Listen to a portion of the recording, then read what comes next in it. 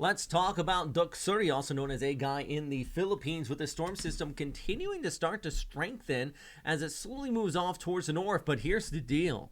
As I mentioned in the last few updates, there's still some uncertainty in this extended forecast, and the latest update from JMA has swung quite considerably back towards the west. This with a more of a westward trend in that high pressure area off towards the north, bringing the center of circulation pretty close to Santa Ana and basically northeastern Luzon for that matter, which is why I can't stress enough, you want to watch this cone of air, and those areas in northeastern Luzon are still well within it. And then eventually our storm's going to move across Taiwan, where it's going to be wrecked and eventually weaken. But as it does so, boy, some of that moisture is going to be wrapping it around and impacting the east coast of Taiwan. And if the forecast does hold where it is right now, you could be seeing some absolutely exceptionally high rainfall totals. So still possible for a landfall here in the Philippines. I mean, another look with the ECMWF. Even if it doesn't make landfall, you still got those outer rain bands coming in around. And not to mention, you still have all that inflow coming in back from the south and west is going to be impacting places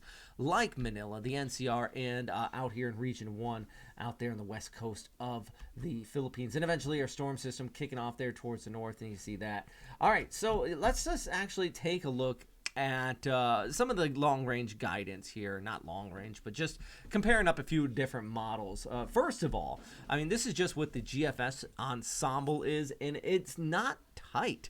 The different models are blended together, and they show you what the operational model is, staying just towards the north and east of Luzon. But some of it takes it well towards the east, some of it really just trying to pull that low further towards west with our high-pressure ridge just off towards the north. So there's a look at our satellite imagery. Still have that convection flowing in from the west. But what I want to show you is the center of circulation with the ECMWF, and let's scoot this ahead into how about Tuesday. So our storm system is going to be right there, and the ECMWF pulls this onshore, and there's Santa Ana. I keep on mentioning them. They're going to be right there. Apari in the northern portions of Cagayan here. You got the Sierra Madre Mountains, even all the way down, into Isabela. You're still going to be seeing some of that flow. And then we got those gusty conditions coming in along the western periphery if the ECMWF holds true, which has been leaning west with the latest runs from the JMA.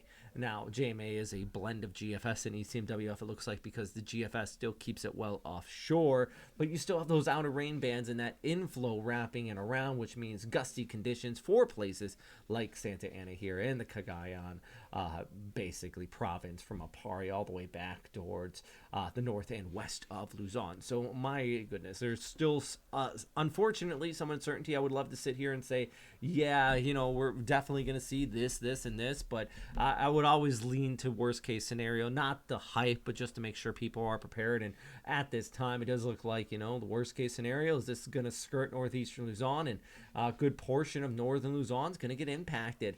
Now, let's scoot this ahead, and we'll go ahead and how about Wednesday over towards Thursday? We'll go back to Wednesday evening with the storm system making landfall, and still, as it is offshore, you get that flow wrapping it around, which could be slamming into areas of Taiwan. And I mean, just showing you, actually, let's go ahead and look at the rainfall accumulation amounts for the next about 5 days.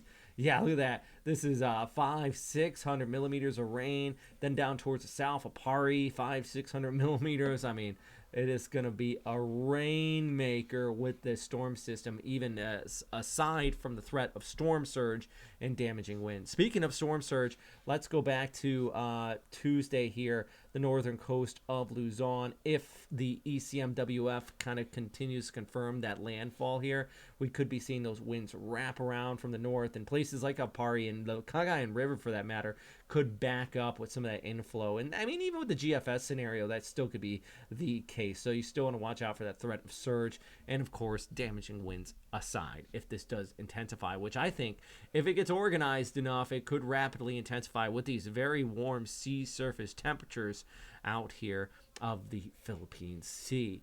So yeah, this is this storm is not over yet. And I mean, of course it's not over yet, but the forecast is not set. The thing I've noticed over the last couple of years in my updates, less and less people ask, is this the final forecast? Because there is no such thing, guys. And I still see it from time to time.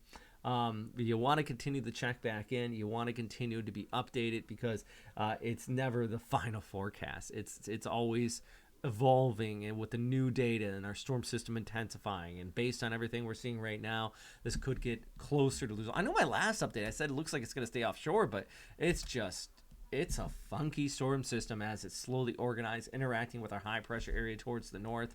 By the way, I like this image right here. Oof. I like what it illustrates, the wall of Taiwan just stopping that moisture here by Wednesday and a Thursday and squeezing it out.